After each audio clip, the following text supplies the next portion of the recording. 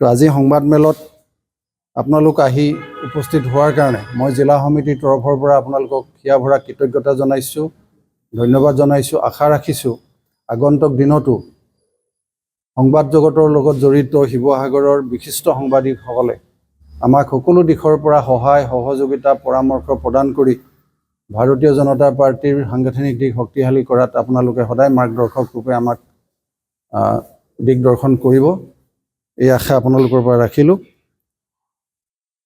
তো আজি সংবাদমেলৰ আৰম্ভণিতেই মই অসমৰ মাননীয় মুখ্যমন্ত্ৰী ডক্টৰ হিমন্ত বিশ্ব শৰ্মা ডাঙৰীয়াক ধন্যবাদ আৰু কৃতজ্ঞতা জনাইছোঁ যে এগৰাকী মহিলা বিত্তমন্ত্ৰী, যিগৰাকীয়ে একেৰাহে পঞ্চমবাৰৰ বাবে অসম বিধানসভাত বাজেট দাখিল কৰাৰ সৌভাগ্য হৈছে, দায়িত্ব দিছে।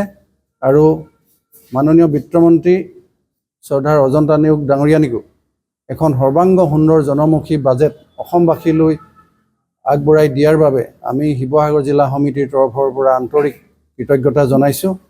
আৰু বাইদেউৰ এই প্ৰচেষ্টাক গোটেই অসমবাসী আজি শলাগ লৈছে, আমিও তেখেতৰ এই প্ৰচেষ্টাক শলাগ লৈছোঁ। আমি দেখা পাইছোঁ মহিলা সবলীকৰণৰ ওপৰত সৰ্বাধিক গুৰুত্ব আৰোপ কৰিছে।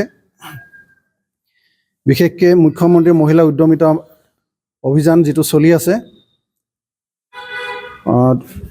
গ্ৰামাঞ্চলৰ প্ৰায় 30 লাখ মহিলাক আৰু নগৰাঞ্চলৰ প্ৰায় 2 লাখ মহিলাক 10,000কৈ টকা দি এই উদ্যমিতা অভিযানৰ যোগেদি মহিলা সবলীকৰণৰ এই প্ৰচেষ্টা এই বাজেটৰ যোগেদি আনিছে, পৰিকল্পনা ৰাখিছে বাজেটত। আৰু এই বাজেটৰ এই মহিলা উদ্যমিতা আঁচনিৰ কাৰণে মুঠ বাজেট ধাৰ্য কৰিছে 3,038 কোটি টকা। গতিকে এটা বৃহৎ অনুদান মহিলাসকলক সবলীকৰণৰ কাৰণে বাজেটত ব্যৱস্থা কৰিছে। ইয়াৰ পিছতে আমি দেখা পাইছোঁ মহিলাসকল হোৱাৰ আগতে আমাৰ যুৱতী হৈ থাকে, যিসকল শিক্ষা গ্ৰহণৰ সময়ত ছাত্ৰী হিচাপে অধ্যয়নৰত অৱস্থাত প্ৰতিগৰাকী হায়াৰ ছেকেণ্ডেৰী ফাৰ্ষ্ট ইয়েৰত পঢ়ি থকা কন্যাক ছাত্ৰীক মাহে 1,000কৈ, 10 মাহত 10,000 টকা। যিখিনি ছোৱালীয়ে ডিগ্ৰী ফাৰ্ষ্ট ইয়েৰ পঢ়ি আছে তেওঁলোকক 1,250 টকা।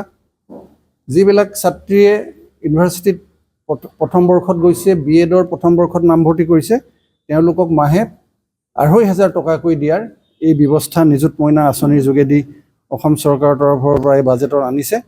আৰু ইয়াৰ পৰা সৰ্বমুঠ প্ৰায় 1,08 লাখ ছাত্ৰী আগন্তুক দিনত ইয়াৰ দ্বাৰা উৎসাহিত হ'ব, উদগনি পাব।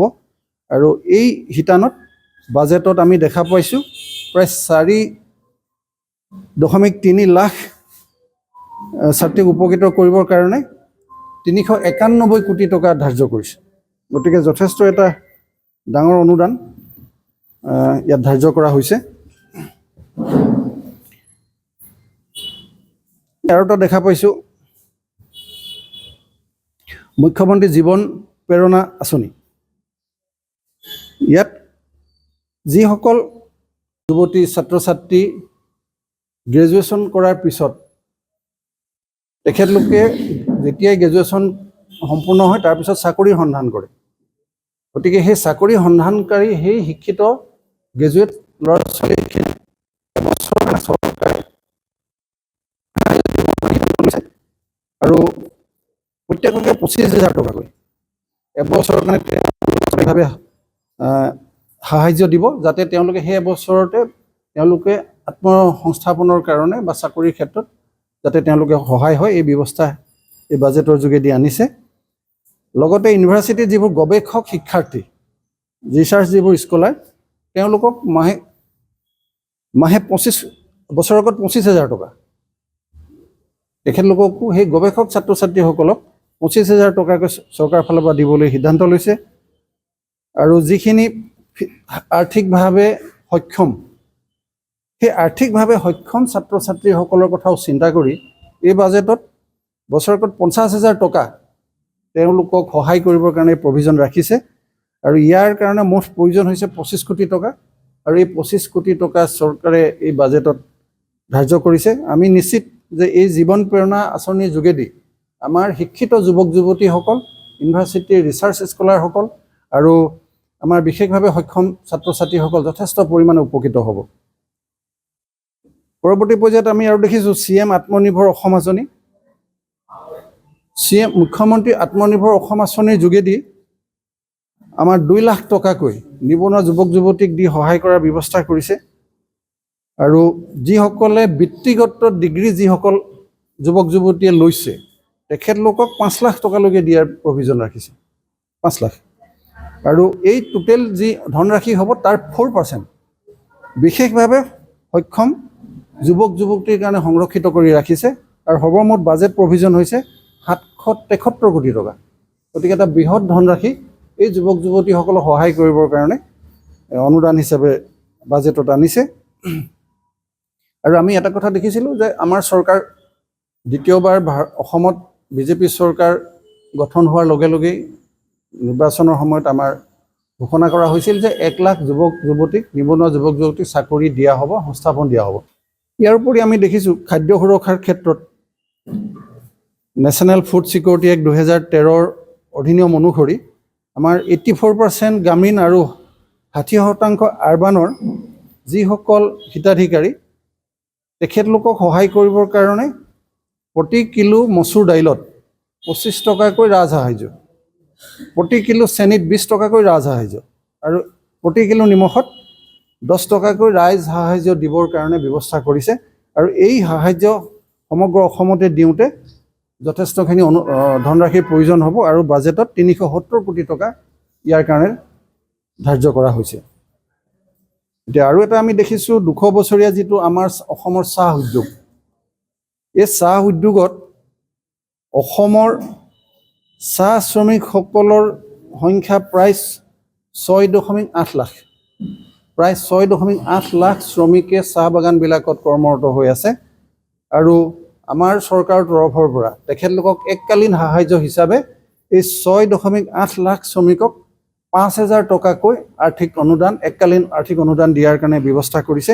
আৰু ইয়াৰ কাৰণে পুঁজি ধাৰ্য কৰা হৈছে 342 কোটি টকা। মহিলাসকলক আগবঢ়াই নিয়া, মহিলা সবলীকৰণ কৰাটোৱেই মূল লক্ষ্য। এই উপযুক্ত মহিলাসকলে চৰকাৰী আঁচনি যাতে সঠিকভাৱে পায়, উপকৃত হয়, মহিলাসকলক যাতে আমি আগবঢ়াই নিব পাৰোঁ, সেইটোহে আচল মূল লক্ষ্য। ইয়াত এই অভিযোগ প্ৰতি অভিযোগ তেনেকুৱা কথা নহয়। শিৱসাগৰ জিলাতো আমাৰ শিৱসাগৰ যিজন বিধায়ক আছে তেখেতৰ দলৰো বহু অভিযোগ আমি পাইছোঁ। কিন্তু এই ৰাজনীতিৰ এই যিটো স্তৰ, সেই স্তৰটোৰ পৰা আমি ঊৰ্ধত গৈ যদি প্ৰকৃত মহিলা সবলীকৰণৰ কথা চিন্তা কৰোঁ তেতিয়াহ'লে এই বিষয়বিলাক নিশ্চিতভাৱে আগন্তুক দিনত নাহিব আৰু উপযুক্ত আমাৰ আই মাতৃসকল নিশ্চিতভাৱে উপকৃত হ'ব। কথা নিশ্চিত, ভাৰতীয় জনতা পাৰ্টীৰ প্ৰত্যেকজন কাৰ্যকৰ্তা খুব নিষ্ঠাৱান কাৰ্যকৰ্তা। তাৰ মাজত যদি কোনোবাই কেতিয়াবা সেই পথৰ পৰা বিচলিত হয়, আপোনালোকে দেখিছে যে তেনেকুৱা বিচলিত কাৰ্যকৰ্তাৰ ওপৰত দলে অনুশাসনমূলক ব্যৱস্থা লয়। আৰু আগন্তুক দিনত নিশ্চিতভাৱে দলে যি আমাৰ সংবিধান আছে, সংবিধানৰ গণ্ডিৰ ভিতৰত প্ৰয়োজনীয় পদক্ষেপ ল'ব। আমি সকলোৱে জানো যে এইবাৰ পঞ্চায়ত নিৰ্বাচনত যিসকল আমাৰ ৱাৰ্ড মেম্বাৰৰ নিৰ্বাচনৰ ক্ষেত্ৰত কোনো ৰাজনৈতিক দলৰ তাত অংশগ্ৰহণ নাথাকিব। সম্পূৰ্ণ নিৰ্দলীয়ভাৱে ৱাৰ্ড মেম্বাৰসকলে নিৰ্বাচন খেলিব পাৰিব। আৰু মুখ্যমন্ত্ৰী ডাঙৰীয়াৰ আশা যে উপযুক্ত ব্যক্তি ৰাইজে পঞ্চায়তৰ সদস্য হিচাপে নিৰ্বাচন কৰিব লাগে, যাতে প্ৰকৃত যিটো পঞ্চায়তী ৰাজ, সেই পঞ্চায়তী ৰাজ যাতে সঠিকভাৱে আগন্তুক দিনত ৰূপায়ণ কৰিব পাৰি, জনসাধাৰণ যাতে উপকৃত হ'ব পাৰে। সেইকাৰণে উপযুক্ত ব্যক্তিকহে ৰাইজে যাতে পঞ্চায়তৰ সদস্য হিচাপে নিৰ্বাচিত কৰি পঠিয়াব বিচাৰে, সেই সুবিধাটো দিবৰ কাৰণে মুখ্যমন্ত্ৰী ডাঙৰীয়াই এই পদক্ষেপ লৈছে। গতিকে আমাৰ ভাৰতীয় জনতা পাৰ্টীৰ ফালৰ পৰা পঞ্চায়তৰ সদস্য নিৰ্বাচনৰ ক্ষেত্ৰত আমাৰ কোনো তাত জড়িত বিষয় নাই। তো আমি কাউন্সিলৰ আৰু জিলা পৰিষদ এই দুটাহে আমাৰ বুলি নহয়, সকলো ৰাজনৈতিক দলৰে প্ৰাৰ্থী থাকিব কেৱল কাউন্সিলৰ আৰু জিলা পৰিষদৰ ক্ষেত্ৰত।